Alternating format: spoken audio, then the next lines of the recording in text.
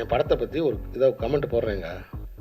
எனக்கு இப்போ தான் பயங்கரமான அனுபவம்லாம் உண்டாகுது. போட்ட உடனே கீழே வந்து ஒருத்தன் ஒரு கெட்ட வார்த்தையில் இதெல்லாம் ஒரு படமா அப்படின்னு கேட்டு டப்புன்னு கமெண்ட் போட்டாங்க. போட்ட 2வது நிமிஷம் போட்டாங்க. போட்ட உடனே நான் அதை எடுத்து பார்த்தேங்க.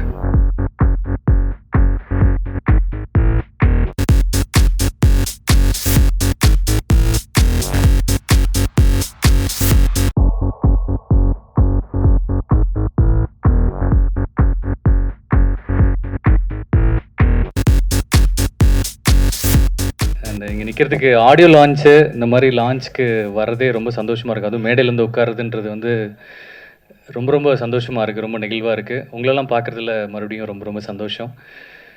சைலண்ட் ஆடியோ லான்ச்சு தான் வெரி ஃபஸ்ட் ஆடியோ லான்ச்சு. அனைத்து பிஆர்ஓக்களை வந்து நாங்கள் மேடை ஏற்றி சென்டர் ஆஃப் த ஸ்டேஜ் உட்கார வச்சுருக்கோம்னு நினைக்கிறேன். அது மார்த்தட்டி நாங்கள் சொல்லிப்போம். அண்ட் டைமண்டாக இருக்க டைமண்ட் பாபு சாரையும், ஸ்டாராக இருக்க எங்கள் நிக்கில் முருகன் சாரையும், அவரும் ஒரு ஆக்டரும் கூட. And thank you so much. இந்த இனிஷியேஷன் பண்ணதுக்கு என்னோடய டீமுக்கு பெரிய நன்றி. அண்ட் சைலண்ட் திரைப்படத்தை பற்றி சொல்லணுன்னா, and it's a very beautiful moment. எனக்கு சமயம் முரளி சார் எனக்கு ரொம்ப ரொம்ப தெரியும். சமயம் முரளி சார் பற்றி சொல்லணும் அப்படின்னா, அவர் வந்து ஒரு அரசு அதிகாரி மட்டும் இல்லை, அரசு அதிகாரியாக மட்டும் இல்லை, அவர் வந்து தமிழில் ரொம்ப ஆர்வம் இருக்கக்கூடியவர். எனக்கு ஒரு படம் பண்ணுறதுக்காக தான் சார் வந்து என்னை கூப்பிட்டுருந்தாரு. அந்த டைமில் சரி அது ப்ராசஸ் போயிட்டுருக்க டைமில் வந்து சார் கூப்பிட்டு இந்த மாதிரி ஒரு ரோல் இருக்குது, நீங்கள் பண்ணுறீங்களா அப்படின்னு கேட்டார். ரொம்ப நல்ல மனிதர். முரளி அப்படின்னா வந்து முரளின்ற பேருக்கு ஒரு காரணம் ஒன்று இருக்குது, முரளின்ற பேருக்கு ஒரு அர்த்தம் இருக்குது. என்னென்னா முரளின்றது புல்லாங்குழல் அப்படின்னு சொல்லுவாங்க. அந்த புல்லாங்குழல்லேருந்து வர்ற இசை வந்து கேட்குறவங்களுக்கு பயங்கரமாக வந்து அது ரொம்ப இனிமையாக இருக்கும். அதே மாதிரி தான் அவருமே நிறைய பேருக்கு வந்து ஹெல்ப் பண்ணிகிட்டு இருக்காரு. And thank you so much sir, எனக்கும் இந்த ஆப்பர்ச்சுனிட்டி நீங்கள் கொடுத்ததுக்கு. அண்ட் தேங்க்ஸ் கணேஷ், வந்து என்னை நம்பி இந்த படத்தை வந்து இந்த கேரக்டரை நல்லா பண்ண முடியும்னு ரொம்ப பிலீவ் பண்ணார். தேங்க்யூ கணேஷ். அவர் இயக்குனரும் ப்ளஸ் வந்து இந்த படத்தில் ஹீரோவும் அவர் தான், இன்றைக்கி ஷோவோட ஹீரோவும் அவர் தான். ஸோ என் கூட நடித்த அத்தனை பேருக்குமே நன்றி. இந்த படம் வந்து உண்மையாகவே சொல்லணும் அப்படின்னா, நிறைய நம்ம திருநங்கைகள் பார்த்துருக்கோம். ஸோ திருநங்கைகள் பற்றின நிறைய கான்ட்ராவர்சி வந்து இங்கே இருக்குது. நிறைய ஒவ்வொருத்தங்கிட்டையும் ஒவ்வொரு விதமான வந்து அபிப்பிராயம் இருக்குது. பட் அதை மாற்றுற மாதிரியான ஒரு விஷயமா இது இருக்கும்னு நான் நினைக்கிறேன். ஏன்னா இன்றைக்கி தேதியில் திருநங்கைகள் வந்து மிகப்பெரிய லெவலில் இந்த சொசைட்டியில் வந்து அச்சீவ் பண்ணிகிட்ருக்காங்க. என்னோடய நண்பர்களும் நிறைய பேர் இருக்காங்க. அதில் முதல் நண்பியாக வந்து எனக்கு நமிதா மாரிமுத்து இருக்காங்க. அவங்களுக்கு நிறைய அச்சீவ்மெண்ட்ஸ் நம்ம பார்த்துருக்கோம். தமிழ்நாட்டிலேருந்து முதல் முறையாக அந்த வேர்ல்டு லெவலில் மிஸ் அந்த டிரான்ஸ் அண்ட் வேர்ல்டு போனது அவங்க மட்டும்தான். அந்த பீஜனோட வந்திருக்காங்க. அந்த பெருமை எங்களுக்கு இருக்குது. அவங்கள வந்து இந்த திரைப்படத்தில் இருந்ததுக்கு, நாங்கள் உங்களோட நடித்ததுக்கு ரொம்ப ரொம்ப சந்தோஷப்படுறோம். Namitha, thank you so much accepting our great honour and we are very happy.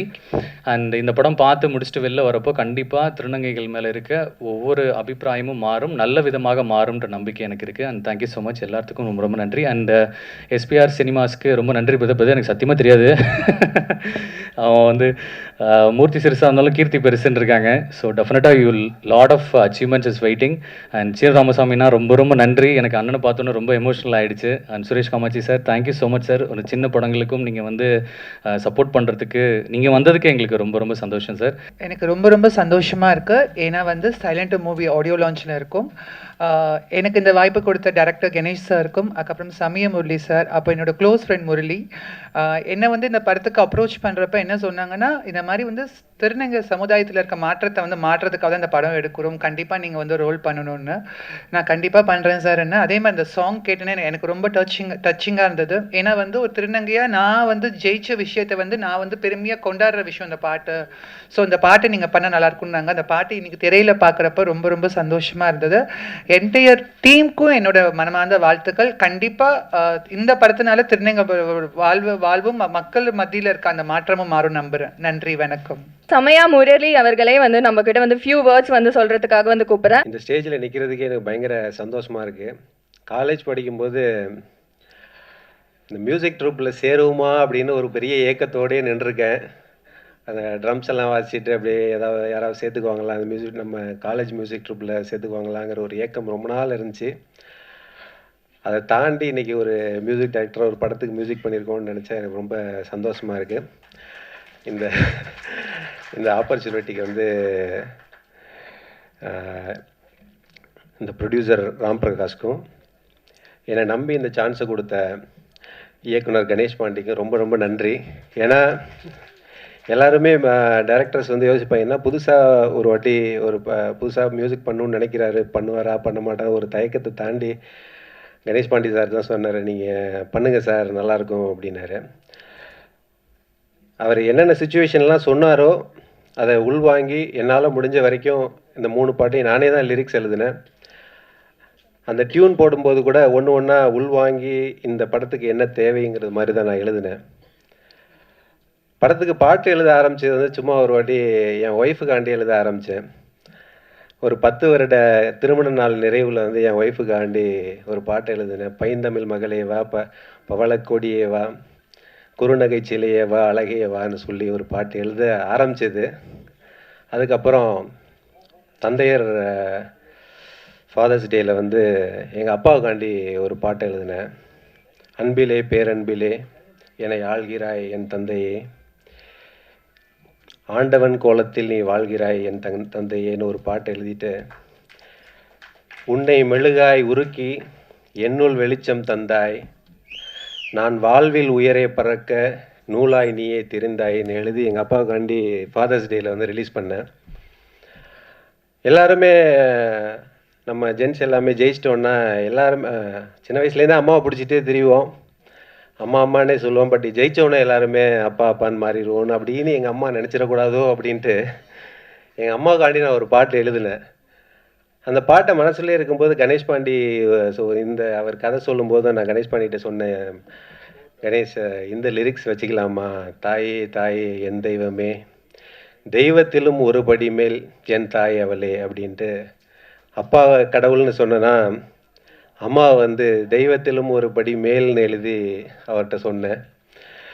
அப்படி எழுதும்போது அம்மாவை நினச்சாலே எல்லாருக்கும் ஒரு இது வந்துடும்.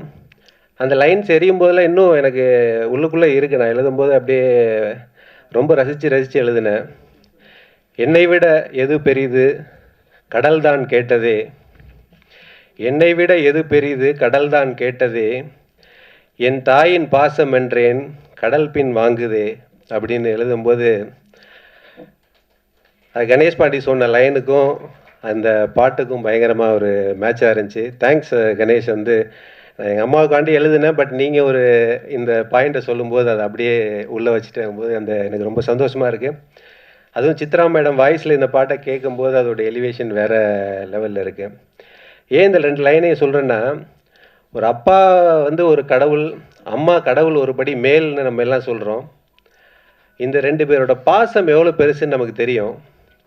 இந்த பாசத்தில் வளர்ந்த ஒரு குழந்தை ஒரு நாள் ஒரு பாலின மாற்றம் ஏற்பட்டதற்காக ஒரு குடும்பத்திலேருந்து வெளியேற்றுறாங்க. அப்போ வந்து ஒரு பாசத்தை தாண்டி அந்த ஒரு குழந்தைக்கு எவ்வளோ ஒரு வலி இருக்கும், அப்பா அம்மாவுக்கு எவ்வளோ வலி இருக்கும். ஒரு வீட்டை விட்டு ஒரு குழந்தைய அனுப்புகிறோம், அந்த போகும்போது ஒரு திருநங்கையாக மாறும்போது ஒரு வீட்டை விட்டு அப்போ உயிர் மாதிரி நினைக்கிற அம்மா அப்பாவை விட்டு இவங்க வெளில போகிறாங்க, இல்லை குழந்தை உயிராக இருக்க குழந்தைய வெளியில் அனுப்பும்போது அவங்களுக்கு எந்த பெயினாக இருக்கும்னு நினச்சி தான் வந்து பெத்தவங்க அடித்து விரட்டும் வேதனை புரியுமா, எல்லாம் மறந்து வாழுற என் வாழ்க்கை உனக்கு புரியுமான்னு எழுதினேன் அந்த பாட்டில். திருநங்கைகள் அப்படிங்கும்போது அதுக்கு மட்டும் இல்லை, இந்த பாட்டை நான் எழுதும்போதே அவங்கள நினச்சி எனக்கு நிறைய ஃப்ரெண்ட்ஸ் உண்டு, திருநங்கைகள் ஃப்ரெண்ட்ஸ். நான் வேலை பார்க்குற இடத்துல கூட பார்த்தீங்கன்னா யாராவது கஸ்டம் ஹவுஸ்குள்ளே உள்ள நிலஞ்சாலே எல்லாருக்குமே தெரியும் சமயமுரளி சாரை தான் பார்க்க போவாங்க அப்படின்னு. ஏன்னா ஏதாவது உதவிகள்னால் என்கிட்ட தான் வருவாங்க நிறைய பேர். ஒரு அரசு அலுவலகத்தில் ஒரு உள்ள நுழைஞ்சாலே எல்லாரும் ஐடென்டிஃபை சமயமுரளி சாரை தான் பார்க்க போவாங்க. அப்படிங்கும்போது எனக்கு ஒரு பாண்டிங் உங்களுக்கு வந்து நிறையா பண்ணணும். அவங்கள நினச்சி தான் எழுதினேன். நான் நானாக மாறினேனே பெண்ணாக, வான்மேலே ஸ்டாராக மின்ன போகிறேன் ஜோராக, மனதிலுள்ள ஆசையெல்லாம் சிறகடித்து பறக்க விட்டு நான் நானாக மாறினேனே பெண்ணாக. அது ஒரு ஒரு பெண்ணாக மாறின வந்து எழுதுறது வந்து எனக்கு பிடிச்ச இதில் வந்து எழுதி இவங்களுக்காண்டி அதான் சொன்னேன். என்னோடய நண்பர்களுக்கெல்லாம் அனுப்பிச்ச திருநங்கை நண்பர்கள் அந்த இதெல்லாம் உங்களுக்காண்டி தான் இந்த பாட்டை நான் எழுதுனேன், இந்த ப்ரெசென்ட் பண்ணுறேன் அப்படின்னு சொல்லி. இதை தாண்டி ஒரு இசையமைக்கணும்னு வந்தால் புதுசாக ஒரு மியூசிக் பண்ணுறவங்களுக்கு நிறைய ப்ராப்ளம் இருக்கும். சங்கீதம் தெரியாது, புதுசாக பெருசாக அது நான் படிச்சுட்டு வரல. சித்ரா மேடம் வந்து ரெக்கார்டிங்க்கு ஒத்துக்கிட்டாங்க. பாட்டை கேட்டு வந்து அன்றைக்கி நைட்டு எனக்கு தூக்கமே வரல. என்ன வரல அப்படின்னா, அடுத்த நாள் அவங்க இது என்ன ராகம்னு கேட்டுருவாங்களோன்னு எனக்கு உண்மையிலேயே தூக்கம் வரல. ஏன்னா அதை பார்த்துலாம் டியூன் போடல. நானே வந்து ஒரு தத்தாகரம் நானே ஒரு டியூன் போடுவேன். ஏன்னா நான் பேசிக்கலாக ஒரு ரைட்டருங்கிறதுனால நானே ஒரு டியூன் போட்டு நானே எழுதுவேன். அதுக்கப்புறம் போய் ப்ரோக்ராமிங் பண்ணி மியூசிக் போட்டுருவோம். நான் எழுதின சத்தியமாக இந்த 3 பாட்டில் ஏதாவது ராகம் என்னன்னு கேட்டிங்கன்னா உண்மையிலே நான் ராகம் வச்சுலாம் தெரியல. எனக்கே இன்ன வரைக்கும் அது என்ன ராகம்னு தெரியாது. நைட்டு ஃபுல்லாக யோசிச்சுட்டே இருந்தேன். சடனாக வந்து மேபி சித்ரா மேடம் வந்து சார் இது என்ன ராகம் சார்னு கேட்டாங்கன்னா என்ன சொல்கிறதுனே தெரியலையேன்னு யோசிச்சுட்டு இருந்தேன். அதுக்கு ஒரு ஐடியா வச்சுருந்தேன். அடுத்த நாள் வந்து நம்ம நார்மலாக கல்யாணத்துக்கு மட்டும்தான் அப்பா அம்மா காலிலே உழுவோம். மற்றபடி எல்லாருக்கும் ஒரு நார்த் இந்தியாவில் வந்தால் ஒரு நல்ல பழக்கம் இருக்குது. நார்த் இந்தியாவில் நம்ம வயசை விட யார் அதிகமாக வந்தாலும் உடனே கால் தொட்டு கும்பிடுவோம். இங்கே வந்து நம்ம அந்த பழக்கம் இல்லை, ஒரு நல்ல பழக்கம் இல்லை. பட் இருந்தாலும் நான் அது வந்து வச்சுருந்தேன். மேடம் வந்துக்கிட்டே இருந்தாங்க அடுத்த நாள் ரெக்கார்ட் ஸ்டுடியோவுக்கு. அப்படியே நின்றுட்டே இருந்தேன். வந்த உடனே காலில் விழுந்துட்டேன். எதுக்குன்னா ஒரு டீச்சரை பார்த்து ஒரு பயம்தான். அட்லீஸ்ட் வந்து ஏதாவது கொஷின் கேட்டுற போகிறாங்க, இது ஏதாவது என்ன ராகம் ஏதாவது கேட்டாங்க நமக்கு பிரச்சனை ஆயிருமே. என்கிட்ட வர்ற என்கிட்ட சிங்கர் எல்லாம் வர்றவங்கள்ட்ட யார்கிட்டையுமே வந்து அவங்க நோட்ஸ் எல்லாம் சார் இது மகரிசாவா சரிகமாவெல்லாம் கேட்டாங்கன்னா நான் பாடி காமிப்பேன், அதே மாதிரி பாடிடுங்க. எனக்கு வந்து சங்கீதம்லாம் பெருசாக தெரியாது. பட் ஏதோ ஒரு ஞானத்தில் வந்து என்னால் டியூன் போட முடியுது, என்னால் மியூசிக் போட முடியுது. நிறைய ஃப்ரெண்ட்ஸ் இருக்காங்க ஹெல்ப் பண்ணுறதுக்கு. இப்போ ரவி சார்லாம் இந்த பாட்டில் 3 பாட்டிலையும் வந்து நான் டியூன் போட்டு எடுத்துகிட்டு போகும்போது எனக்கு நிறைய ஹெல்ப் பண்ணார். அவர் வந்து பேக்ரவுண்ட் மியூசிக் பண்ணால் கூட இந்த 3 பாட்டும் இவ்வளோ பெரிய ஒரு நல்லா வந்ததுக்கு காரணமே அவர் தான். ஏன்னா அவர் பார்த்துக்க சார் எப்படி சார் இது போட்டிங்க ரொம்ப நல்லா வந்திருக்கு சார். அப்போ ஒருவேளை நம்ம நல்லா தான் பாட்டு போடுறோமோ அப்படின்னு சொல்லி எனக்குள்ளே ஒரு ஒரு ஒரு தன்னம்பிக்கை. ஒரு சக கலைஞன் ஒரு சக ஆர்டிஸ்ட் வந்து இன்னொரு ஆர்டிஸ்ட் மேலே பொறாமப்படாமல் சார் இந்த டியூன் நல்லா இருக்கு, இது நல்லா பண்ணுங்க, இந்த லைன் நல்லா இருக்குன்னு சொல்லும்போது நமக்கே ஒரு மோட்டிவேஷன். அப்படி வந்தது தான் ஒரு படம் மியூசிக்கு. Thank you Ravi sir, thank you Ganesh. நீங்கள் கொடுத்த சான்ஸ்க்கு இந்த படத்தில் உங்களுக்கு வந்து வெறும் திரை இசை பாடல்கள் 3 மட்டும் தான் மியூசிக் போட்டேன். உங்கள் படத்தை பார்த்து இந்த பாட்டை பார்த்து எனக்கு வாரணாசி எக்ஸ்பிரஷன் சுரேஷ்காந்த்னு ஒரு டைரக்டர் சான்ஸ் கொடுத்து அந்த படத்தில் 5 பாட்டு போட்டிருக்கேன். அது மட்டும் இல்லை, அந்த படத்துக்கு பேக்ரவுண்ட் மியூசிக்கும் நான் தான் பண்ணேன். ஏன்னா இந்த படத்தோட பேக்ரவுண்ட் மியூசிக் பண்ணும்போது ரவி சார் கூட உட்காந்து ஒர்க் பண்ணும்போது யோசிச்சேன் எனக்கு பிடிச்சிருக்கு, எனக்கு பயங்கர இன்ட்ரெஸ்டிங்காக இருந்துச்சு. அப்போ தான் யோசித்தோம் ஓகே நம்ம வாரணாசி சார் இந்த படத்துக்கு நான் பேக்ரவுண்ட் மியூசிக் கொடுத்தேன், என்னை நம்பி கொடுத்தாங்க. இன்றைக்கி அந்த படத்தை மிக்சிங் முடிஞ்சு பார்க்கும்போது டைரக்டரே சொல்கிறாரு நல்லா பண்ணியிருக்கீங்கன்ட்டு. எனக்கே பயங்கர சந்தோஷமாக இருக்குது. திருப்பி காலேஜ் யோசிக்கிறேன், ஒருவேளை அன்றைக்கி ஏதாவது ஒரு 2 பாட்டு 2-3 பாட்டுக்கு ஸ்டேஜில் ட்ரம்ஸ் கிம்ஸு வாச்சிருந்தேன்னா உண்மையில் சத்தியமாக இன்றைக்கி மியூசிக் டைரக்டராக இருக்க மாட்டேன். சப்போஸ் ஏதாவது கிடைக்கலன்னா எதிர்காலத்தில் ஏதோ அதை தேடி மல்டிப்புளாக போய் எங்கேயோ பண்ண போகிறோன்னு ஒரு நமக்கு ஆண்டவன் விட்டுருக்காருன்னு நினச்சிக்கோங்க. அது மாதிரி இருந்து தான் ஒன்றுமே இல்லாமல் ஒரு ஏக்கத்தோடு நின்றுருக்கேன். வந்து மியூசிக் ட்ரூப்பில் சேர முடியாத ஒன்று இன்றைக்கி ஒரு மியூசிக்கை பண்ணிட்டேன்னு நினைக்கும் போது அதுக்கெல்லாம் காரணமாக இருக்க ஆண்டவனை நன்றி கூறி இந்த ஸ்டேஜுக்கு கட்டாயமாக நான் சொன்னதுக்காண்டி நிறைய பேர் வந்திருக்காங்க. சுரேஷ் பிரதர், சக்தி சீனிவாசன் சார், டாடா டைரக்டர், அதை விட யாரையாலுமே பிடிக்க முடியாத ஒரு ஆள், ஏமா மின்னல்னா மறைஞ்சிருவார் சார், நிக்கில் சார் வந்துட்டீங்க. Thank you so much. எல்லாருக்கும் அனைவருக்கும் வணக்கம், நன்றி, தேங்க்யூ. கணேஷ் பாண்டி அவர்களை அன்போடு மேடை கலைக்கிறோம். சைலண்ட் என் முதல் குழந்தை. இந்த குழந்தை முன்னாடி நானும் ஒரு குழந்தையாக பேசுகிறேன். எனக்கு நண்பர் முரளி போலவோ இல்லைங்க சார் சமய சார் போலவோ ஒரு வர்ணனை எனக்கு பேச வராது. என் மனசை வெளியில் வச்சு அப்படி எனக்கு என்ன தோணுதோ அதை பேசுகிறேன். சைலண்ட், இந்த சைலண்ட்டுங்கிற தலைப்புக்கும் எனக்கும் ரொம்ப பெரிய பந்தம் இருக்குது. சின்ன வயசில் சரியாக பேச வராது, அதனால் நான் சைலண்ட்டாக இருந்தேன். அதுக்கப்புறம் வறுமை, அதுக்கப்புறம் லட்சிய பாதை, இது எல்லாமே என்னை ரொம்ப சைலண்ட் ஆக்குச்சு, பக்குவப்படுத்துச்சு. இது எல்லாத்துக்கும் மேலே இந்த சைலண்ட்டை என்னை ரொம்ப சைலண்ட் ஆக்குச்சு, என்னை ஒரு தெளிவான கலைஞன் ஆக்குச்சு. இதை நான் ஏன் சொல்ல வரேன்னா, இந்த சைலண்ட்டுக்கெல்லாம் இந்த ஒரு சைலண்ட் ஒரு பதிலாக இருக்குன்னு நான் நினைக்கிறேன். சமயமுரளி சார் இன்றைய விழா நாயகர், அவரை பற்றி நான் ஒன்று சொல்லி ஆகணும். தாயே தயே சாங் இந்த ஜென்மத்தில் எனக்கு கிடைச்சது மிகப்பெரிய ஒரு பாக்கியமாக நான் நினைக்கிறேன் சார். Thank you sir. எங்கெங்கேயோ தேன் எடுக்கிற தேனீக்கள் எல்லாமே தேன்கூட்டில் வந்து ஒன்று சேரும். அது மாதிரி எங்கெங்கேயோ பிறந்து வளர்ந்த எங்கள் எல்லாரையும் கூட இந்த சினிமாங்கிற தேன்கூடு தான் ஒன்று சேர்த்துருக்கு. தேனீ வளர்ப்பில் ஒரு சூட்சம் இருக்குது. தேனீ வளர்ப்பில் ஒரு ராணியை வச்சிட்டோம்னா எல்லா ஈக்களும் அந்த ராணிக்கிட்ட வந்துடும். ராணியை எடுத்துட்டோம்னா எல்லா தேனீக்களும் பறந்து போயிடும். அந்த மாதிரி இந்த படத்துக்கு ராணி தேனியாக வந்தவர் தயாரிப்பாளர் ராம் பிரகாஷ் சார். அவர் இப்போ ஃபாரினில் இருக்கார். அவருக்கு என்னுடைய நன்றியை நான் தெரிவிச்சுக்கிறேன். ஸோ பத்திரிகை நண்பர்கள், சைலண்ட்டை நீங்கள் தான் பேச வைக்கணும். ஸோ சீனு ராமசாமி சார், குரு பார்க்க கோடி நன்மை. உங்கள் பார்வை பட்டிருக்கு சார். நான் கண்டிப்பாக நல்லா வந்துடுவேன் சார். அண்ணன் காமாட்சி, சுரேஷ் காமாட்சி அண்ணன், படம் பார்த்துட்டு என்னை வாழ்த்துனீங்க. நான் வாழ்க்கையில் நான் வாங்கின முதல் விருதாக நினைக்கிறேண்ணே. நண்பர் கணேஷ் பிரதர், உங்களுக்கு எனக்கும் நிறைய ஒற்றுமை இருக்குது. உங்கள் பேரும் கணேஷ், என் பேரும் கணேஷ். பட் இந்த படத்துக்கு முதல்ல வச்ச பேர் டாடா டாடி.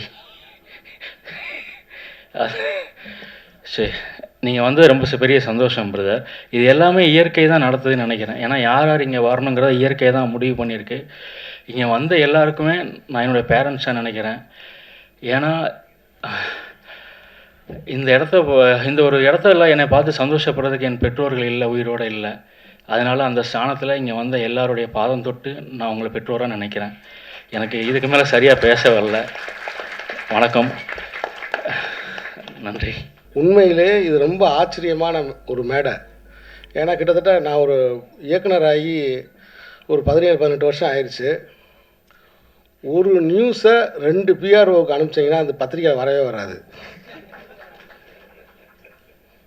ஒரு நியூஸை ஒரு 2 தெரியாமல் இன்னொருத்தருக்கு அனுப்பிச்சிட்டிங்கன்னு வச்சுக்கோங்களேன், அவர் முன்னாடி போட்டார்னா இவர் போடவே மாட்டார். ஆனால் இன்றைக்கி ஒட்டுமொத்த பத்திரிகையாளர் சங்கத்தின் சார்பாக எல்லா பிஆர்ஓக்களும் மேலே உட்காந்துருக்கிறது. உண்மையை சொல்லணும்னா எங்கள் டைரக்டர் யூனியனில் கூட நான் இதை பார்க்காத காட்சி.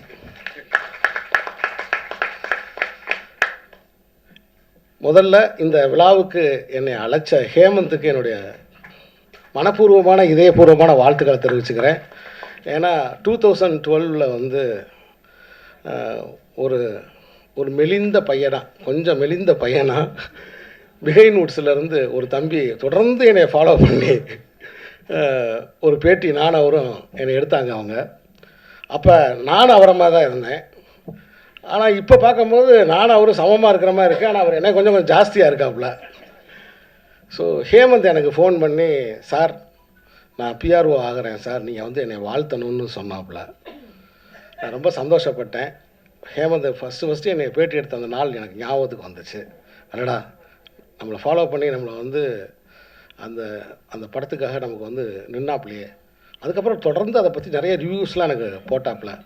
ஸோ அதை மனசில் வச்சு ஹேமந்த் என்ன படம் எதுவுமே எனக்கு தெரியவே தெரியாது, நான் வர்றேன் ஹேமந்த்ன்ட்டேன். நேராக கிளம்பி வந்துட்டேன். என்னுடைய இதயபூர்வமான வாழ்த்துக்கள் ஹேமந்த். ஒளிமயமான எதிர்காலம் உண்டாகட்டும். என்ன காரணம் தெரியுமா உங்களுக்கு? நீங்கள் பிஆர்ஓ ஆகிற இந்த நன்னாளில், அதாவது இந்த டைகர் ட்ராகன்லாம் ஒரு பட்டங்கள்லாம் கொடுப்போம் இல்லையா, அது மாதிரி நிகில் முருகன் மேடையில் இருக்காப்புல பிஆர்ஓக்களுக்கு. அதே மாதிரி வந்து இவர் இருக்கார், நம்ம டைமண்ட் பாபு சார் இருக்கார்.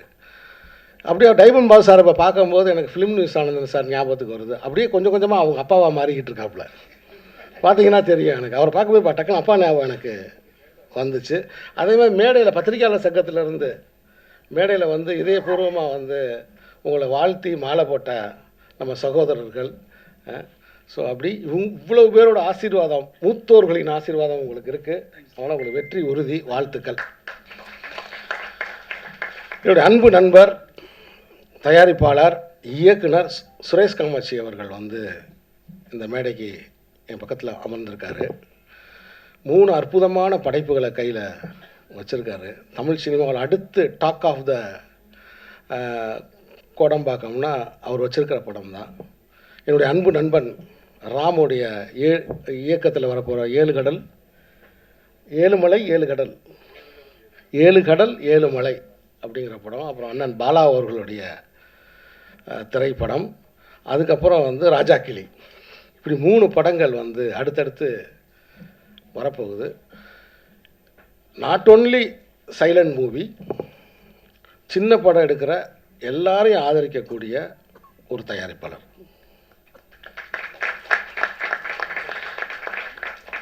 என்னுடைய மாமனிதனாக இருக்கட்டும், இந்த கோழி பண்ணை செல்லதுரையாக இருக்கட்டும், அதோட எல்லா லெவல்லையும் வந்து எனக்கு சப்போர்ட் பண்ண ஒரு ப்ரொடியூசர். சின்ன படம்ல, பெரிய படம்ல, ஒரு ஆரோக்கியமான படத்துக்கு, ஆரோக்கியமான முன்னெடுப்புக்கு, இன்றைக்கி குரல் கொடுக்கறதுக்கு, அதுக்காக ஃபைட் பண்ணுறதுக்கு இருக்கக்கூடிய ஒரு ப்ரொடியூசராக என்னுடைய சகோதரர் சுரேஷ் காமாட்சியை நான் பார்க்குறதுல எனக்கு ரொம்ப பெருமையாகவும் இருக்குது, சந்தோஷமாகவும் இருக்குது. தண்ணி தாங்க போகணும். அது என்னன்னு தெரியல, இந்த பிரசாத் லேபுக்கு எனக்கு ஏதோ சம்மந்தம் இருக்குன்னு நினைக்கிறேன். இங்கே வந்தாலே எனக்கு தண்ணி தாகம் வந்துக்கிட்டே இருக்கு. பின்னாடி இருந்து பேச வேணானே. ஸோ இந்த ட்ரெய்லர் நான் பார்த்தேன். சைலண்ட், எனக்கு முன்னாடி ஓடிடியில் வந்து ஒரு படம் இருக்குது, சைலன்ஸ்னு ஒரு படம் இருக்குது. அந்த படம் 2 எபிசோட்ஸ் வந்துருச்சு. நான் ரொம்ப ரசித்து பார்த்த படங்கள்ல அதுவும் ஒன்று. அந்த சைலன்ஸ் வந்து என்னென்னா, அந்த உலகம் வந்து ரொம்ப அதிகமாக வெப்பமாகி, அந்த வெப்பமான காரணத்தினால அந்த வெப்பம் அதே சமயத்தில் சப்தம், இந்த சவுண்டு பொல்யூஷன்னு சொல்கிறாங்க இல்லையா, ஓவர் சத்தம். நீங்கள் பார்த்தா தெரியும், இந்த லாரி டிரைவரில் இளையராஜாவை மாதிரி கப்பன் இந்த ஹாரன் அடிக்கிறது, காலை 5 மணிக்கு ஹாரன் அடிக்கிறது, ஆளே இருக்க மாட்டேன் ஹாரன் அடிச்சுக்கிட்டே போகிறது. இந்த சவுண்டு பொல்யூஷன், இந்த சவுண்டு பொல்யூஷன்னால் சில உயிரினங்கள் தோன்றுகிறது. அந்த படத்தில் சில உயிரினங்கள் தோன்றுகிறது. அது யாராவது சத்தம் கொடுத்தவங்களை போய் தாக்குது. இதுதான் அந்த படத்தோட கதை. ஸோ நான் வரும்போது நான் சைலண்ட் கீலண்ட்னோடனே இது அந்த மாதிரி ஒரு படமாக இருக்கும் போல தெரியுது அப்படின்ற ஒரு இமேஜினேஷனில் வந்தேன். ஆனால் இங்கே இந்த ட்ரெய்லரை பார்க்கும்போது இது வேறு ஒரு விஷயத்தை பேசுகிறது எனக்கு தெரியுது. உண்மையிலேயே இந்த திரைப்படத்தோட இயக்குனர், ஒரு முதல் பட இயக்குனர், இவ்வளவு தைரியமாக, எனக்கு தெரிஞ்சு தமிழ் சினிமாவில் ஏன்னா யாரும் இந்த மாதிரி ஒரு முயற்சி பண்ண மாட்டாங்க. ஆனால் அவ்வளோ தைரியமாக அவரே கதாநாயகனாகவும் நடித்து அதே சமயத்தில் மெயின் லீடாக திருநங்கை ஒருத்தரை வந்து அவர் நடிக்க வச்சுருக்காரு. அதுக்கே என்னுடைய பாராட்டுக்கள். ஏன்னா சக உயிர் அவங்க. இன்னும் சொல்லப்போனால் அவங்களுக்கு சந்ததிகளே கிடையாது. இதுதான் கடைசி சந்ததி, அடுத்த சந்ததியே கிடையாது. அவங்க யாருக்காகவுமே செல்வத்தை சேர்க்க வேண்டிய தேவையே இல்லை.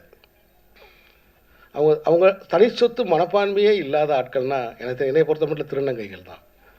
ஸோ இந்த நாளைய சமூகத்துக்கு சேர்க்கணுன்ற எண்ணமே கிடையாது. அவங்களுக்கு வேண்டியதெல்லாம் இன்றைக்கி அன்பு தான். தொடர்ந்து என்னுடைய படங்களில், தர்மதுரை ஆகட்டும், தொடர்ந்து என்னுடைய படங்களில் திருநங்கைகள் சம்மந்தமான ஒரு சிறு பதிவை நான் வச்சுக்கிட்டே இருப்பேன். இந்த கோழிப்பண்ணை செல்லதுறையில் கூட கதைக்கு சம்மந்தம் இல்லாட்டினாலும் சரி, ஒரு இடத்துல ஒரு டிரான்ஸெண்டர் ஒரு சாங் ஒன்று, குத்து சாங் ஒன்று வைப்போம் அப்படின்னு வரும்போது, சரி ஒரு ஆரோக்கியமான குத்து சாங்காக வைப்போமே அப்படின்னு டிரான்ஸெண்டர்ஸ் அவங்க வாழ்க்கை பிரச்சனையை பற்றி வர்ற மாதிரி ஒரு பாட்டு கூட நான் வச்சுருப்பேன். அந்த மாதிரி இந்த படத்துலேயும் ஒரு பாட்டு தன்னோட வலிகளை, வேதனைகளை ரொம்ப மாடர்னாக, நான் வச்சது ஆண்டிப்பட்டி பாட்டு, இவங்க வந்து ரொம்ப மாடர்னாக அழகாக வந்து இதில் ப்ரெசென்ட் பண்ணியிருக்காங்க. இந்த படத்தோட ஒளிப்பதிவாளருக்கு என்னுடைய பாராட்டுகள். ரொம்ப சிறப்பாக பண்ணியிருக்காரு. இந்த ட்ரெய்லரை பார்க்கும்போது வந்து, டீசரை பார்க்கும்போது எனக்கு அதுதான் தெரிஞ்சிச்சு. ஸோ இந்த படக்குழுவுக்கு என்னுடைய பாராட்டுகளை நான் தெரிவிச்சுக்கிறேன். அப்புறம் வந்து தொடர்ந்து வந்து என்கிட்ட வந்து இப்போ வரும்போதே என்கிட்ட 2-3 பேர் கேட்டாங்க, ஏன்னா நல்லா இருக்கீங்களா சார், அண்ணே நீங்கள் அன்றைக்கி பேசுனது ரொம்ப சிறப்பாக இருந்துச்சுண்ணே, நல்லா இருந்துச்சு, இன்றைக்கி இந்த மேட்ரை பேசுங்கண்ணே அப்படின்னாங்க. என்னடா அது தம்பி, சைலண்ட் தலைப்பு, இயக்குனர் சொன்ன மாதிரி இங்கே அது ஒரு பெரிய சத்தம் ஆயிரும், என்ன மேட்ரு அப்படின்னு கேட்டேன். ஒரு பக்தி மேட்ரை சொன்னாப்புல. நான் சொன்னேன், தம்பி அதை நான் பேச முடியாது, நான் ராமரை பற்றி பேசி நான் வனவாசம் போக முடியாது, ஏன்னா அது நான் செய்ய முடியாது, அது வேணாம்ப்பா, அது நான் என்னை தயவுசெய்து அதெல்லாம் பேச சொல்லாத, அது மாதிரி என்னை ட்ரெயின் பண்ணாத, நான் கான்ட்ராவர்சியாக எப்பயுமே நான் மேடைகளில் நான் பேசுகிறது இல்லை தம்பி அப்படின்னு நான் சொன்னேன். இல்லைண்ணா நீங்கள் இப்போ அதுதான் வந்து ட்ரெண்டாக இருக்குது, இல்லைப்பா நான் வந்து எல்லா மதங்களில் இருக்கக்கூடிய நல்ல விஷயங்களை எடுத்துக்கிறவன். என்னுடைய படங்களில் சமூக நல்லிணக்கம் இருக்கும். நான் வந்து எந்த கடவுளையோ எதையோ நான் நிந்தனை பண்ணுறவன் நான் கிடையாது. ஸோ இப்போ இந்த படத்தை பார்க்கும்போது வந்து ஒரு சிவனாக வந்து இவர் பெர்ஃபார்ம் பண்ணியிருப்பாப்புல. கணேஷ் வந்து சிவனாக வந்து அப்படி பெர்ஃபார்ம் பண்ணி அப்படி ஆடி இருப்பாப்புல. நான் கூட சொல்லுவேன், ஒரு மனுஷன் ஆரோக்கியமாக இருக்கணும்னா என்ன செய்யணும், ஒரு மனுஷன் ஆரோக்கியமாக இருக்கணும்னா என்ன செய்யணும். எங்கள் வீட்டில் இருக்க பிள்ளைகள்கிட்ட நான் சொல்லுவேன், முருகன் மாதிரி நிற்கணும், முருகன் மாதிரி நிற்கணும், விஷ்ணு மாதிரி கையை வச்சு இப்படி படுத்துக்கு பார்க்கணும், ஐயப்பன் மாதிரி குத்த வச்சு உட்காரணும். உட்கார முடியுமா ஹேமந்த், உங்களால் முடியுமா? உருண்டு கீழே விழுந்துருவாப்புல. ஐயப்பன் மாதிரி குத்த வச்சு உட்காரணும். ஏன்னா அவங்க அந்த நிலை அப்படிங்கிறது அவங்க அந்த மலையில் இருக்கிற தெய்வம்னால மரம் நிறைய ஏறுறாங்க. நிறைய ஏறும்போது குத்த வச்சு உட்காந்திங்கன்னா அந்த கால்லாம் ஸ்ட்ரெச் ஆகும். அதனால அவங்க தெய்வத்தை வந்து அவங்க குத்த வச்சு பார்க்குறாங்க. ஸோ அப்படி குத்த வச்சு உட்காரணும்.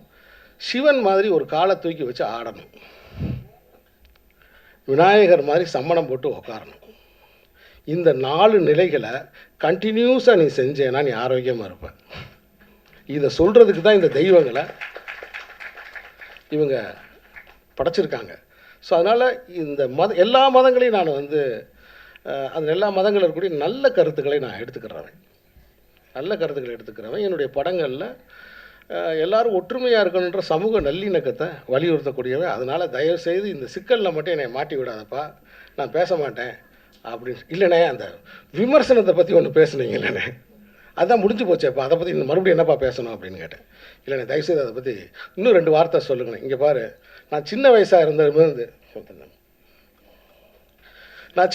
இருக்கும்போது இந்த வேலையை வச்சுருவேன். நான் சின்ன வயசாக இருக்கும்போது இருந்து விமர்சனத்தை பார்த்துட்டு தேட்டருக்கு போகவே மாட்டேன். குறிப்பாக சினிமாவுக்குள்ளே நான் வரணும்னு முடிவு பண்ண பிறகு, சினிமாவுக்குள்ளே வரணும்னு முடிவு பண்ணும்போது, நான் சொல்கிறது 90s, அந்த 94, 93 அந்த டயத்தில் தேட்டருக்கு நான் போகும்போது வந்து யார் சொல்கிற விமர்சனத்தையும் நான் கேட்க மாட்டேன். அதே மாதிரி எங்களை வந்து பத்திரிகைகள் வந்து அப்போ ஆனந்த விகடன், குமுதம், கல்கி, கல்கண்டு, அமுத சுரபி, இப்படி யுனெஸ்கோ கூரியர் வரைக்கும் எல்லா பத்திரிகையும் நான் படிச்சிருவேன். நூலகத்துக்கு போய் சாவி, இப்படி எல்லா பத்திரிகையும், அப்போ எல்லா பத்திரிகையில் இருக்கிற விமர்சனமும் நான் படிப்பேன். ஆனால் அப்போ அந்த விமர்சனம்லாம் 1 நாள் 2 நாளில் வரும். ஆனால் எந்த விமர்சனத்தையும் நான் படிச்சுட்டு தேட்டருக்கு போக மாட்டேன். ஆனால் தேட்டரில் போய் படம் பார்த்துட்டு வந்து எல்லா விமர்சனத்தையும் படிப்பேன். அப்போ என்னென்னா, இந்த படத்தை பற்றி நம்ம நினைக்கிறது சரியா, இந்த படத்தில் என்னென்ன குறைகள் இருக்குதுன்னு நம்ம என்ன நினச்சோம், அது எல்லாமே சரியா அப்படின்னு நான் பார்ப்பேன். நான் பெல் அடிச்சுக்கிட்டே இருக்க பாருங்களேன், நான் ஓடி போய் எடுத்துடுவேன் போல தெரியுது.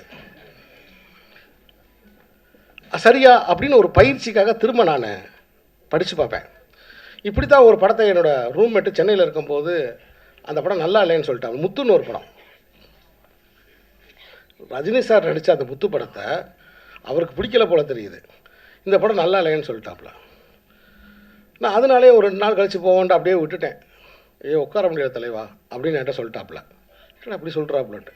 அதுக்கப்புறம் பார்த்தா அந்த படம் பயங்கரமாக ஹிட் ஆகுது. நான் தியேட்டருக்கு போகிறேன், அந்த படம் பிளாக் பஸ்டர் ஆகுது. அங்கே மட்டும் பிளாக் பஸ்டர் ஆகலை, தெற்காசிய நாடுகள் ஃபுல்லாக அந்த படம் பயங்கர ஹிட் ஆகுது, ஜப்பானில் எல்லாத்துலேயும். என்ன காரணம்னா, தம்ம மதத்தில் இருக்கக்கூடிய புத்தரோட கருத்துக்கள் எல்லாம் அந்த படத்தில் இருக்குது. ரஜினி சார் பேசுகிறார், ஒருவன் முதலாளி, உலகில் மற்றவன் தொழிலாளி, இந்த மாதிரி கருத்துக்கள்லாம் அதில் பேசுகிறாரு. அந்த படம் எனக்கு ரொம்ப பிடிச்சிருந்துச்சு. அப்போ முடிவு பண்ணேன், ரூம்மேட்டை கேட்டு சினிமாவுக்கு போகக்கூடாது அப்படின்னு நான் முடிவு பண்ணேன். ஆனால் அப்பையும் சரி இப்பையும் சரி, நான் படம் பார்த்துட்டு வந்துட்டு ஒரு 10-15 விமர்சகர்களுடைய விமர்சனங்களை எடுத்து அவங்க என்ன சொல்கிறாங்கன்னு பார்ப்பேன்.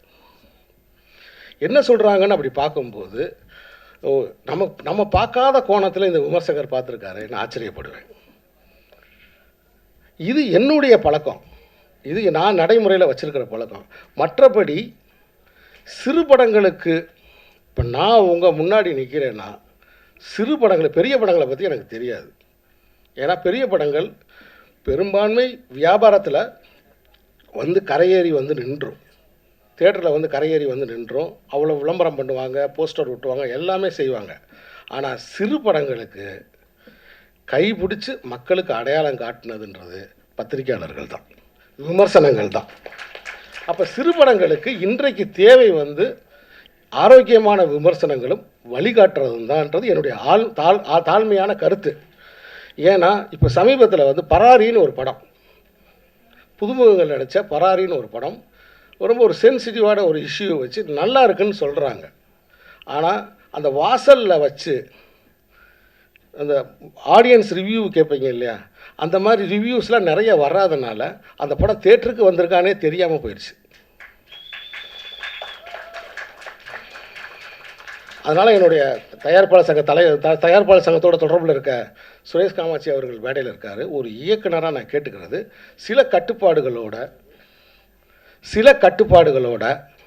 ஏன்னா அவங்களுக்கும் நிறைய பொறுப்பு இருக்குது, சில கட்டுப்பாடுகளோட தயவு செய்து தியேட்டர் வாசலில் ரிவ்யூ பண்ணுவதற்கு அனுமதிங்க.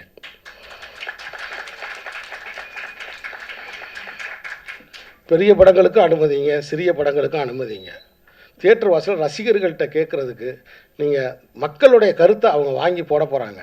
ஏன்னா அப்படி மக்களுடைய கருத்தை வாங்கி போடுறதுக்கு தயவுசெய்து அனுமதிங்க. ஏன்னா அப்படி இல்லைன்னா சிறு படங்கள் மக்களின் கவனத்துக்கு வராமையே போயிடும். அந்த படத்தில் என்ன நல்லது இருக்குது என்னது இருக்குன்றத கொஞ்சம் உரத்து, எப்படி என்னுடைய தென்மையர் பருவக்காட்டெலாம் சின்ன படம் தான், இந்த கோழிப்பனை செல்லத்துறையெல்லாம் சின்ன படம் தான், இந்த படங்கள்லாம் நீங்கள் எப்படி குரல் கொடுத்தீங்க, நீங்கள் குரல் கொடுத்தனால தான் அந்த படம் இன்றைக்கி 25 லட்சம் பேர் பார்த்துருக்காங்க ஓடிடியில். அவ்வளோ மக்களுக்கு போய் அது ரீச் ஆகிருக்கு. இப்போ என்கிட்ட கூட கேட்டாங்க, நீங்கள் அடுத்து என்ன பண்ண போகிறீங்க அப்படின்னு கேட்டாங்க. அடுத்து நான் ப்ரொமோஷன் பண்ண போகிறேன்னு. என்னங்க அடுத்து ப்ரொமோஷன் பண்ண போகிறீங்க ஏங்கன்னீங்க, உங்களுக்கு விவரம் தெரியலன்னா பேசாமல் இருங்கன்ட்டு. பல பேர் என்ன வந்து இணையதளங்களில் நிறைய நெகட்டிவ் கமெண்ட்ஸு, அவங்கவுங்க தான் அறிவாளி நினச்சிக்கிட்டு சில கருத்துக்களை சொல்கிறாங்க. அது கிடையாது உண்மை. ஒரு ஜன்னலில் ஒரு புறா நிற்கிது, அந்த புறாவை எத்தனை பேர் பார்க்க போகிறாங்க, எத்தனை பேர் பார்த்தா எவ்வளோ ரூபா வரப்போகுதுன்றதான் பாயிண்ட்டு. அப்போ நான் ஊரையே கூட்டி அந்த புறாவை பார்க்க வைக்கிறது தானே அந்த புறாவை வளர்க்குறவனோட வேலை. அதுதானே அந்த படைப்புக்கு நான் செய்கிற தர்மம். அதை தான் இப்போ நான் செஞ்சுக்கிட்டு இருக்கேன். ஒரு வியூ பார்த்தா இவ்வளோ ரூபான்னு சொல்லிட்டாங்க, அதெல்லாம் இங்கே சொல்ல விரும்புகிறேன் நான். ஒரு வியூ பார்த்தா இவ்வளோ ரூபான்னு சொல்லிட்டாங்க. அப்போ 1 கோடி பேர் பார்த்தா 7 கோடி தமிழர்கள் இருக்காங்க. அப்போ சீனு ராமசாமி தர்மதுரை எடுத்திருக்கான், மாமனிதன் எடுத்திருக்கான், தொடர்ந்து நல்ல படத்துக்காக அறம் சார்ந்த படத்துக்காக நின்றுருக்கான். அவன் என்னடா சொல்லியிருக்கான் அப்படின்னு சொல்லி 1 கோடி தமிழர்கள் அந்த அமேசான் ஓடிடியை ஓப்பன் பண்ணி பார்க்க மாட்டாங்களா? அப்போ என்னுடைய வேலை என்னென்னா, இந்த படம் இங்கே இருக்குன்ற அவங்களுடைய கவனத்துக்கு கொண்டு போகிறது தான். அப்படி கொண்டு போனாலே போதும். ஷேர் இட்ன்ற பேசிஸ்லாம் நம்ம கொடுத்துருக்கோம். அதனால தான் தொடர்ந்து நான் வந்து எல்லாத்துலேயும் போட்டுக்கிட்டே இருக்கேன், இந்த படத்தை பாருங்கள் பாருங்கள் பாருங்கன்னு சொல்லி போட்டுக்கிட்டே இருக்கேன். ஒருத்தர் முகநூலில் கீழே கமெண்ட் போட்டிருக்காரு, நான் ஒரு அமௌண்ட்டு போட்டிருந்தேன். அப்போ இன்றைக்கி ராத்திரி உங்களுக்கு அந்த ரூபாய் உங்களுக்கு வந்துரும்னு போட்டிருக்காரு. அப்போ ஓப்பன் பண்ணி பார்ப்பாருன்னு அர்த்தம், ஓப்பன் பண்ணி பார்ப்பாருன்னு அர்த்தம். அதனால் சைலண்ட் மூவிஸ் உலகமெங்கும் நீங்கள் பேசப்படுவீங்க. ஏன்னா இந்த மாதிரி கண்டென்ட்டுகளுக்கு தான் இன்றைக்கி பெரிய வரவேற்பு இருக்குது. உலகமெங்கும் நீங்கள் பேசப்படுவீங்க அப்படின்னு நான் ரொம்ப ஆழமாக நம்புகிறேன், வாழ்த்துறேன். இந்த புதிய படம், இந்த புதிய கலைஞர்கள், ஏன்னா நான் எப்பயுமே யாரையுமே குறைச்சி மதிப்பிட மாட்டேன். திண்டுக்கல் அலெக்ஸ்னு எனக்கு ஒரு நண்பர் இருக்கார். அவர் ஒரு நாள் என்னை வந்து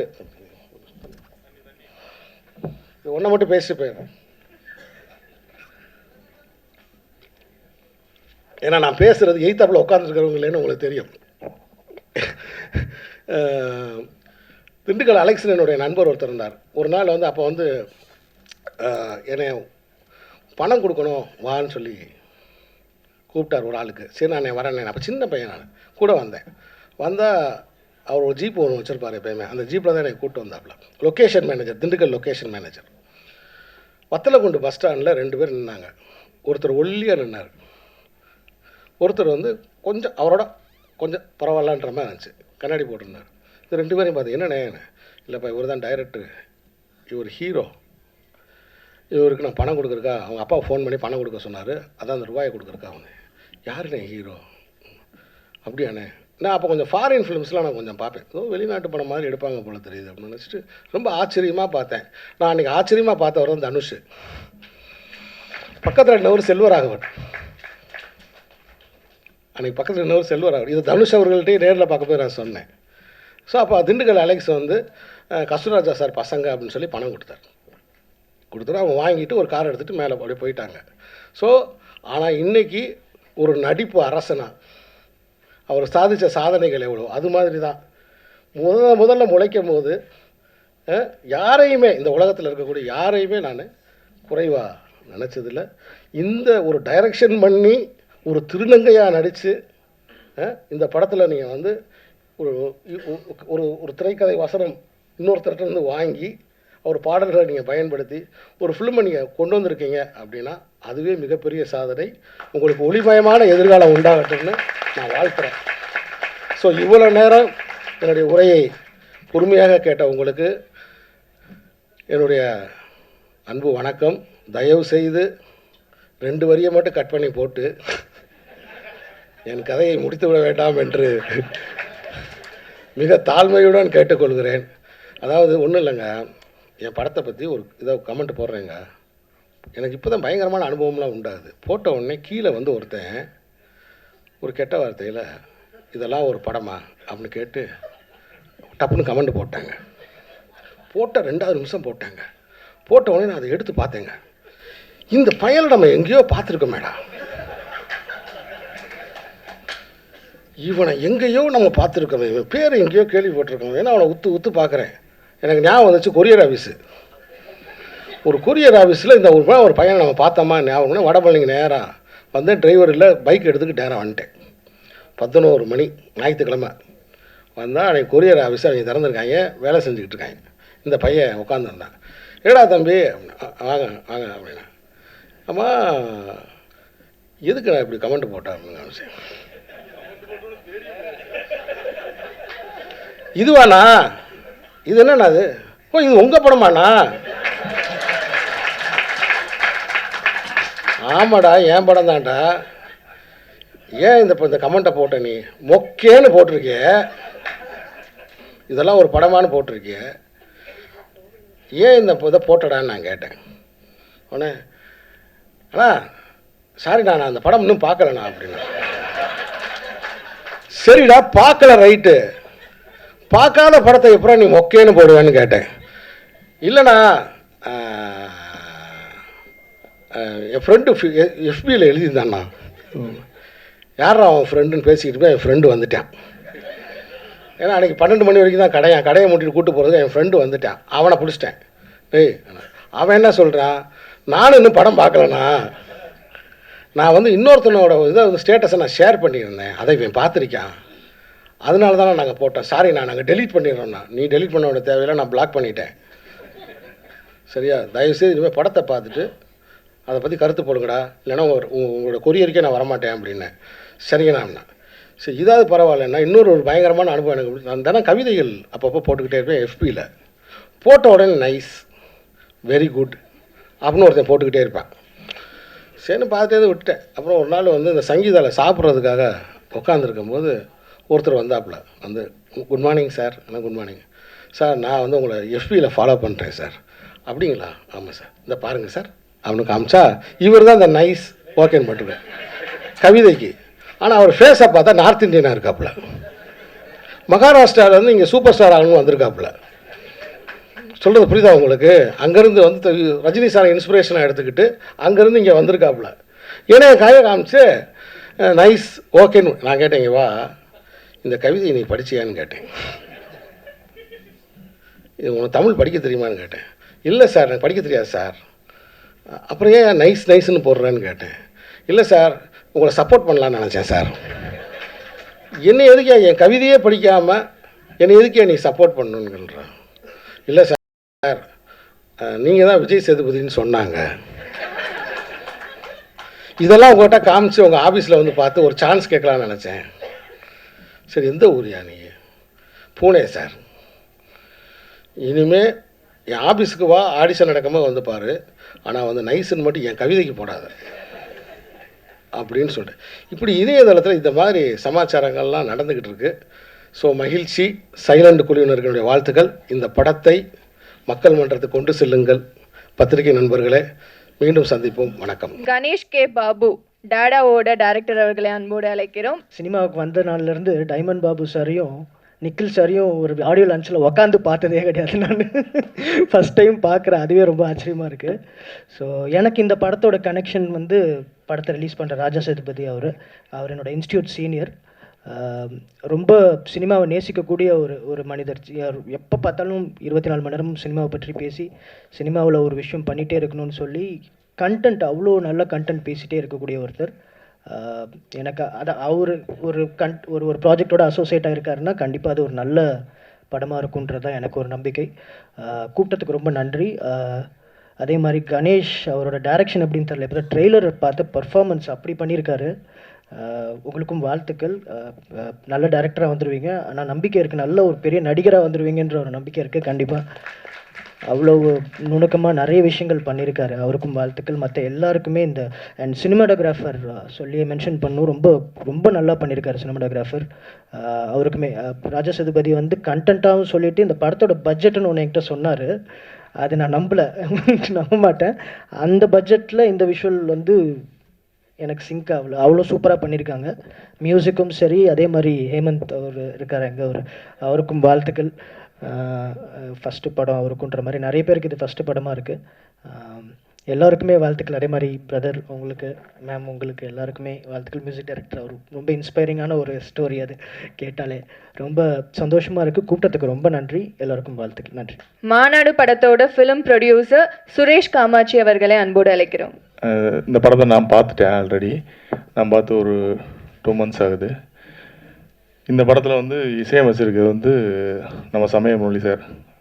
ஆக்சுவலி சமயமொழி சார் வந்து ஒரு IARS ஆஃபீஸர். அவர் எனக்கு அறிமுகமாகும் போது ஒரு IARS ஆஃபீஸர் தான் எனக்கு அறிமுகமாகிறாரு. அதுக்கப்புறம் அவருடைய ஒரு புக்கு படிக்கிறதுக்கான வாய்ப்பு எனக்கு கிடச்சிது. அந்த புக்கை கொடுத்துட்டார். அவர் எழுதிய அந்த புக்கு, அந்த புத்தகத்தை படித்தா எனக்கு அவர் மேலே ஒரு மிகப்பெரிய மரியாதை வந்தது. ஏன்னா ஒரு IARS ஆஃபீஸர் ஒரு ரைட்டராக இவ்வளோ ஒரு நேர்த்தியாக ஒரு கதை எழுத முடியுமா அப்படின்னு. இப்போ கூட ஒரு நாவல் கொடுத்துருக்காரு என்கிட்ட, காக்கியின் காதல்னு சொல்லிட்டு. அதுனா நான் படிக்கலை. ஸோ அவர் மியூசிக்காகவும் பாட்டு போட்டிருக்கிறது எனக்கு ஒரு ஆஃபீஸராக இருந்துக்கிட்டு சினிமாவில் இவ்வளோ ஒரு கிரேஸாக இருக்காருன்றது உண்மையாகவே ரொம்ப சந்தோஷமாக இருக்குது. இது கணேஷ்க்கு வந்து அவர் வந்து மிகப்பெரிய ஒரு சப்போர்ட்டாக இருந்தார். எனக்கு தெரியும் கணேஷ் வந்து ஒரு புதுமுக இயக்குனராக இருந்தால் கூட இந்த படத்தில் மிக சிறப்பாக நடிச்சிருப்பார். நீங்கள் படம் பார்க்கும்போது தெரியும், ஒரு சிறந்த கலைஞர். அவர் வந்து கணேஷ் வந்து தன்னை வந்து வாய்ப்பு தேடி அலைஞ்சு எங்கேயுமே தனக்கு வாய்ப்பு கிடைக்கலன்ற போது தானே வந்து ஒரு சுயம்புவாக ஒரு கதையை உருவாக்கி ஒரு கதையை வாங்கி அதை நடித்து அவரே நடித்து உருவாகலாம் சாதாரண விஷயம் கிடையாது. அவ்வளோ பெயின் இருந்திருக்கு அவருக்குள்ள. எனக்கு தெரிஞ்சு இந்த படத்துக்கு அப்புறம் அவருக்கு வந்து இயக்குறதுக்கான வாய்ப்பு கிடைக்குதா இல்லையான்னு கூட எனக்கு தெரியாது. பட் நடிகராக வந்து அவர் நிச்சயமாக வந்து ஜெயிப்பான்ற நம்பிக்கை இருக்குது. ஏன்னா அந்த அந்த கேரக்டர் வந்து ஈஸியாக எல்லாரும் பண்ணிட முடியாது. ரொம்ப ஒரு சேலஞ்சிங்கான கேரக்டர். அது டிஃப்ரெண்ட்டாக பண்ணிப்பார். ரொம்ப திடீர்னு நெகட்டிவாக பண்ணுவார், திடீர்னு வந்து ஒரு எமோஷனலாக பண்ணியிருப்பார். ரொம்ப ரசித்து பண்ணியிருப்பார் அந்த கேரக்டர். எனக்கு ரொம்ப பிடிச்சேன். நான் படம் பார்த்தோன்னே சொன்னது அவர், நீ நடிப்பிலே கான்சன்ட்ரேட் பண்ணிக்கலாம், மிக சிறப்பாக நடிக்கிற அப்படின்னு. ஆனால் இந்த அவருக்கு வந்து இவ்வளோ சப்போர்ட் கொடுத்து இவ்வளோ ஸ்பேஸ் கொடுத்து அவர் வந்து உருவாக்குனாருன்னா அதில் சமயமுரளி சாரோட ரோல் வந்து பெரிய ரோல். அதனால் சமயமுரளி சாருக்கு வந்து இந்த இடத்துல வந்து நம்ம நன்றி சொல்லணும். ஏன்னா ஒரு ஆஃபீஸராக இருந்துக்கிட்டு இதெல்லாம் பண்ண வேண்டிய அவருக்கு தேவை கிடையாது. சினிமா மேலே உள்ள ஒரு காதல் தான். அப்புறம் சொன்னால் ஹேமந்த் வந்து இந்த படத்தில் வந்து ஹேம்நாத் வந்து அவரும் புதுசாக PRO அறிமுகமாக இருக்காரு. அவருக்கும் என்னுடைய வாழ்த்துக்கள். நீங்களும் சீக்கிரம் போய் அந்த சங்கத்தில் மெம்பராகி எலெக்ஷன் நடத்துகிட்டு தலைவருக்கு நீங்கள் விடுவேன். நீண்ட காலமாக தலைவர், அடுத்த ஜென்ரேஷன் வரட்டும் என்னென்ன வாழ்த்து. மற்றபடி இந்த வாரம் வந்த படங்கள் கூட பார்த்தீங்கன்னா வந்து எந்த படங்களுக்கு வந்து சரியான விமர்சனங்கள் எல்லாம் வந்து இந்த விமர்சனங்கள் எழுதக்கூடாது அப்படின்றதுனால தான் சீனிராமசாமி சொன்னது மாதிரி எனக்கு வந்து விமர்சனங்கள் வந்து உடன்பாடு உண்டு. நான் வந்து விமர்சனங்களை வரவேற்கிறவர் தான். இதை நான் ஆரம்பத்துலேருந்து என்னோடய படங்களை சொல்லியிருப்பேன். என்னோடய படங்களை திட்டினாலும் சரி, நான் எப்படி பார்க்குறேன்னா லோக்கலாக சொல்ல போனால் ஒரு பொருளாக இருந்தால் அது வீசணும் இல்லை மணக்கணும், ரெண்டுமே இல்லைன்னா அந்த பொருளுக்கான வேல்யூ இல்லைன்னு தான் பார்க்குறேன். விமர்சனம்ன்றது வந்து நம்மளை மெருகேற்றிக்கிறது தான். எப்போவுமே வந்து என்னுடைய படைப்பு வந்து எனக்கு சிறப்பாக இருக்கும். நாங்களும் நல்ல படம் எடுக்கணும்னு தான் ட்ரை பண்ணுறோம். தயாரிப்பாளர்களும் யாரும் வந்து ஒரு மொக்க படத்தை கொடுத்துட்டு போகணும், நீங்கள் வந்து எங்களை திட்டணுன்ற ஆசை கிடையாது. நல்ல படம் எடுக்கணும் தான் வர்றோம். நல்ல படம் எடுக்கிறதுக்கு தான் ட்ரை பண்ணுறோம். இயக்குநர்கள்ட்ட கதை கேட்குறோம். எங்ககிட்ட கதை ஒன்று சொல்லுவாங்க, அதுக்கப்புறம் வந்து அவங்க எடுக்கிற வேறு மாதிரி வந்துடும். மேக்கிங்கில் உங்களுக்கு தெரியாது கிடையாது. ஏன்னா அது ஒரு தனிப்பட்ட ஆளோட முயற்சி கிடையாது, ஒரு டீம் ஒர்க்கு. ஒரு கேமராமேன் தப்பு பண்ணலாம், ஒரு மியூசிக் டைரக்டர் தப்பு பண்ணலாம், இல்லை நடித்தவங்க தப்பு பண்ணியிருக்கலாம். இப்படி எல்லாருடைய பங்கும் சேர்ந்தது தான். இது தயாரிப்பாளர்கள் மட்டுமே வந்து ஒரு கதையை வந்து ஜட்ஜ் பண்ணி இவங்க தப்பாக எடுத்துட்டாங்கலாம் சொல்ல முடியாது. எங்களுக்கும் அந்த ரெஸ்பான்சிபிலிட்டி இருக்குது. ஏன்னா பணம் போடுறான், நல்ல கதை எடுக்கணும்னு சொல்லி தானே பணம் போடுவோம். ஏதோ பணம் போட்டு லாஸ் ஆகிட்டு வரணுன்றக்கா பணம் எடுக்க போகிறோம், அப்படிலாம் கிடையாது. விமர்சனங்களை பொறுத்த வரைக்கும் நான் எப்படி பார்க்குறேன்னா, நீங்கள் இல்லைன்னா இன்றைக்கி இந்த சின்ன படங்களே கிடையாது. சின்ன படங்களுக்கு வந்து இப்போ நம்ம சொல்கிறது மாதிரி ஒரு 4 நாளைக்கு அப்புறம் நீங்கள் விமர்சனம் பண்ணுங்கள் அப்படின்லாம் சொல்கிறதுலாம் யதார்த்தமே கிடையாது என்னை பொறுத்தவரை. ஏன்னா அப்போ வந்து ஒரு 70 பிரிண்ட் போடுவோம். நீங்கள் இந்த தேட்டரில் ஓடி முடிஞ்சவொன்னே இன்னொரு தேட்டருக்கு மாற்றுவாங்க. இந்த தேட்டரில் பார்க்காதவங்க இன்னொரு தேட்டரில் பார்ப்பாங்க. இப்போ சேதுன்ற படம்லாம் எத்தனை நாளைக்கு அப்புறம் பிக்கப் ஆச்சுன்னு உங்களுக்கு தெரியும். ஒரு ஒருதலை ரகம்ன்ற படம்லாம் எவ்வளோ நாளைக்கு அப்புறம் பிக்கப் ஆச்சுங்க. நீங்கள் இன்னைக்கு மாதிரி சேதுவோ இல்லை இன்னைக்கு ஒருதலை ரகமோ ரிலீஸ் ஆகிருந்தா இன்னைக்கு ஒரு டிஆர் இருந்திருக்க மாட்டார், ஒரு பாலா இருந்திருக்க மாட்டார். ஸோ அப்போ அன்னைக்கு வந்து ஸ்க்ரீன் பேஸு ஒரு தேட்டருக்கு இதை முடிஞ்சதுன்னா இன்னொரு தேட்டருக்கு மாற்றுவாங்க. அப்போ ஆடியன்ஸுக்கு பார்க்கறதுக்கான வாய்ப்பு இருந்தது. இன்றைக்கி ஒரு நாள் கூத்து தான். காலையில் 11 மணிக்கு ஷோ வந்து ரன் ஆச்சுன்னா அந்த ஷோவுக்கு ஆள் வரலைன்னா அடுத்த ஷோ 2:30 ஷோ வந்து இருக்காது, அந்த படம் தூக்கிடுவாங்க. ஸோ இப்போ ஒரே நாளில் விட்டில் பூச்சி மாதிரி அன்னைக்கு முடிஞ்சு போச்சு, சோழி முடிஞ்சு போச்சு. அதுக்கான வேல்யூவே இருக்காது. அப்போ நம்ம வந்து நம்ம என்ன ஏதாவது ஒரு நாய்ஸ் கிரியேட் பண்ண வேண்டியது இருக்குது. அந்த படத்தை முன்னாடியே மீடியாவுக்கு போட்டு காட்ட வேண்டியது இருக்குது. நீங்கள் அந்த படத்தை பற்றி பேசுங்க. நீங்கள் பேசிட்டே ரப்பர் பந்தை ஹிட் பண்ணீங்க, அது யாராலையும் மறுக்க முடியாது. அதாவது வந்து நல்ல படத்தை ஓட வச்சதோட பங்கு மீடியாக்களோட பங்கு இருக்குன்றது எனக்கு தெரியும், நான் அறிவேன். நல்ல படம் நீங்கள் வெளியே ப்ரெஸ்ஸோ பார்த்துட்டு வந்தோடனே சோசியல் மீடியாவில் ஒரு வைப் கிரியேட் ஆகும். அப்படி பார்த்துட்டு அவங்கள அறியாமலே சோசியல் மீடியாவில் எழுத ஆரம்பிப்பாங்க, இது சூப்பர் ஆவேசம் அப்படிலாம். நீங்கள் நல்லா இருக்குன்னு சொன்ன படங்களும் சில படங்கள் ஓடாமல் இருந்திருக்கு, நல்லா இல்லைன்னு சொன்ன படங்களும் ஓடி இருக்கு. இப்போ ராட்சசன்லாம் நீங்கள் வந்து நல்லா இல்லைன்னு நிறைய பேர் போட்டிருந்தாங்க, ஆனால் அந்த படம் ஓடிச்சு. சமீபத்தில் வந்த ஒரு படம் கூட டிமாண்டி காலனின்னு நிறைய பேர் நல்லா இல்லைன்னு எழுதியிருந்தாங்க, ஆனால் அந்த படம் கலெக்ஷன் நல்ல கலெக்ஷன். ஸோ அப்போ நம்ம வந்து எல்லாரோட பார்வையும் ஒரே மாதிரி இருக்காது. நம்ம பார்க்குறது தான் சரியான பார்வைன்னு சொல்ல முடியாது. நான் ரசிக்கிற படம் வந்து எல்லாரும் ரசிக்கன்ற அவங்கவுங்க மனநிலையை பொறுத்து தான் ஒரு படம் பார்க்குறது. நம்ம அதுக்காக பயந்துக்கிட்டு நம்ம விமர்சனம் வேணாம்னு சொன்னோம்னு வச்சுக்கோங்களேன், அப்புறம் இப்படிப்பட்ட இயக்குநர்கள்லாம் வரவே முடியாது. இவங்கெல்லாம் ஒரே நாளில் கனவு போயிடுவாங்க. அப்புறம் இன்னைக்கு எதிர்காலத்தில் வர இயக்குனரோட வாழ்க்கையெல்லாம் கனவாகி போயிடும்.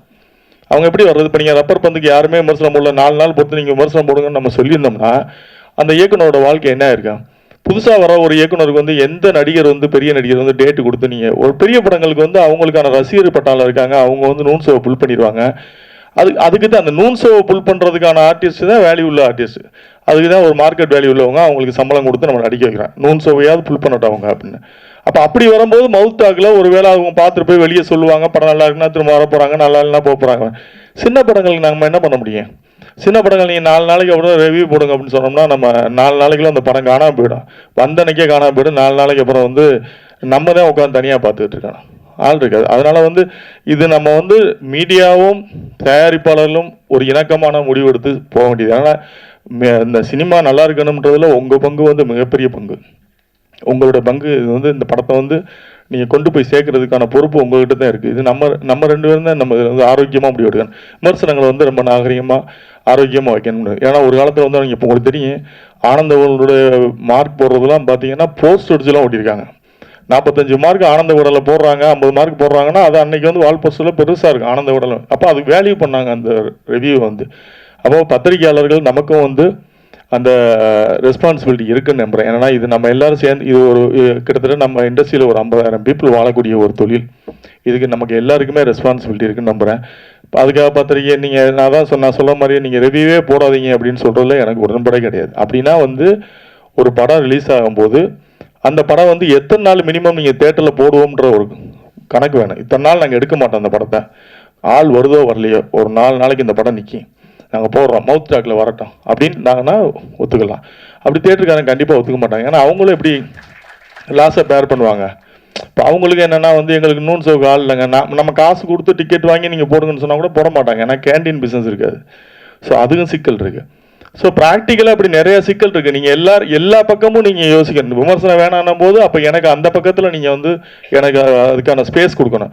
இல்லைங்க நாங்கள் 4 நாளைக்கு வந்து நாங்கள் வந்து வெள்ளி சனி ஞாயிறு திங்கள் 3 நாளைக்கு வந்து நாங்கள் கண்டிப்பாக நாங்கள் படத்தை எடுக்க மாட்டோம். படம் போட்டிங்கன்னா அந்த படம் ஓடும். எத்தனை ஷோ உங்களுக்கு கொடுக்கமோ அத்தனை ஷோ நாங்கள் தூக்க மாட்டோம்னு கேரண்டி இருந்ததுன்னா நிச்சயமாக விமர்சனம் வேணான்னு சொல்லலாம். நீங்கள் வேணாங்க பரவாயில்ல அப்படின்னு. அதுக்கான வாய்ப்பு இல்லை, கொடுக்க முடியாது, அவங்களாலையும் கொடுக்க முடியாது. ஏன்னா அவங்களும் தேட்டர் பிஸ்னஸ் பண்ணுறவங்க, அவங்க என்ன பண்ண முடியும், அவங்க எல்லாமே வியாபாரம் தானேங்க. அப்போ நமக்கு ஒரே சாய்ஸ் வந்து மீடியா தான். மீடியா பார்த்துட்டு நல்லா இருக்குன்னா நல்லா இல்லைன்னு நல்லா இருக்குன்னு எழுத போகிறாங்க, நல்லா இல்லைன்னா நல்லா இல்லைன்னு எழுத போகிறாங்க. நல்லா இல்லைன்னு நம்ம மாற்றிக்க போகிறோம். இதுதான் தொழில்னு வந்துட்டோம். இப்போ எனக்கு நான் எடுத்த படத்தை சரியில்லைன்னு சொன்னீங்கன்னா நான் அதை என்னோட படத்தை திறனாய்வு படிப்பேன். ஓகே இவங்க சொல்கிற நிறைய பேரோட ரிவ்யூ நான் படிப்பேன், சீனு ராமசாமி சொல்லும்போது படிப்பேன். சில வந்து அவங்களோட பாயிண்ட் ஆஃப் வியூ எழுதியிருப்பாங்க, இந்த கதை இப்படி இருந்தால் நல்லா இருக்கும், இப்படி இருந்தால் நல்லா இருக்கும், அது அவங்களோட வியூ, இப்படி இருந்தால் நல்லா இருக்கும். அதுக்காக எழுதக்கூடாதுலாம் கிடையாது. நல்லா இருக்கோ நல்லா இல்லையோ உங்களுக்கு மனசை தோன்ற எழுதணும். ஒரு நாய்ஸ் கிரியேட் ஆகணும், அவ்வளோதான். அது இந்த படத்தை பற்றினா ஒரு இப்போ நீ பாருங்களேன், இந்த வாரம் ரிலீஸ் ஆன படத்துக்கு எந்த படத்துக்கும் அந்த மாதிரி ஒரு இதே இல்லை. பாவம் இந்த வாரம் ரிலீஸ் ஆன படங்கள்லாம் வந்து இந்த ஜீப்ரான்னு ஒரு படம் வந்துச்சு, எனக்கு எனக்கு எனக்கு ரொமான்ஸ் மட்டும் ஒரு படம், எந்த படமே எந்த இதுலேயுமே வந்து ஒரு நாய்ஸ் கிரியேட் பண்ணல. ஸோ இது பாவம் தான் அது ஆக்சுவலாக. இதை நம்ம எல்லாருமே உட்காந்து நீங்களும் புரிஞ்சுக்கணும், எங்களுடைய வழிகளை புரிஞ்சுக்கணும். நாங்களும் இவ்வளோ கோடி ரூபா போட்டு இன்வெஸ்ட் பண்ணி படம் எடுக்கிறோம். நீங்கள் வந்து குற்றம் சொல்வதற்கு உங்களுக்கு முழு உரிமை இருக்குது. எந்த ஒரு ஆசிரியனுக்கும் மாணவனை தண்டிப்பதற்கும் முழு உரிமை உண்டு. அந்த மாணவன் வந்து அவனை திருத்திக்கிறதுக்காக நல்ல விதம், அதாவது கசப்பு மருந்து எப்போவுமே வந்து உடம்புக்கு நல்லதுன்னுவாங்க. நீங்கள் சொல்கிற அறிவுரை எங்களுக்கு அப்படி தான் இருக்கணும். தனிநபராக வந்து உங்களுடைய விருப்ப வெறுப்புகளை வந்து இதில் காட்டக்கூடாதுன்றது தான் என்னுடைய தாழ்மையான கருத்து. இது உங்கள்கிட்ட வந்து நான் அட்வைஸாக வேண்டுகோளை வைக்கிறேன்.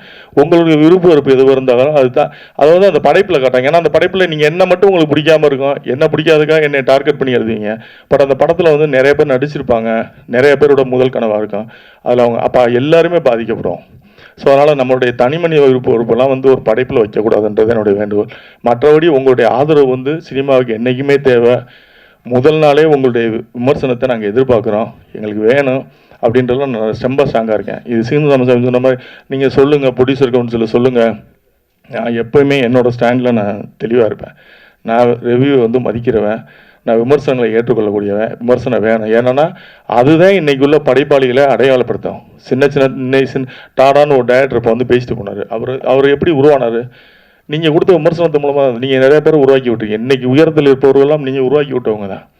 நான் உயர போனதுக்கப்புறம் நீங்கள் தேவையில்லைன்னு உங்களை ஒதுக்குறது வந்து நியாயமாக இருக்காது. எனக்கு அது சரின்னு படலை. பட் அதனால் உங்களுடைய விமர்சனங்கள் வேணும். இந்த படத்துக்கு அப்படி தான் நான் சொல்கிறேன்.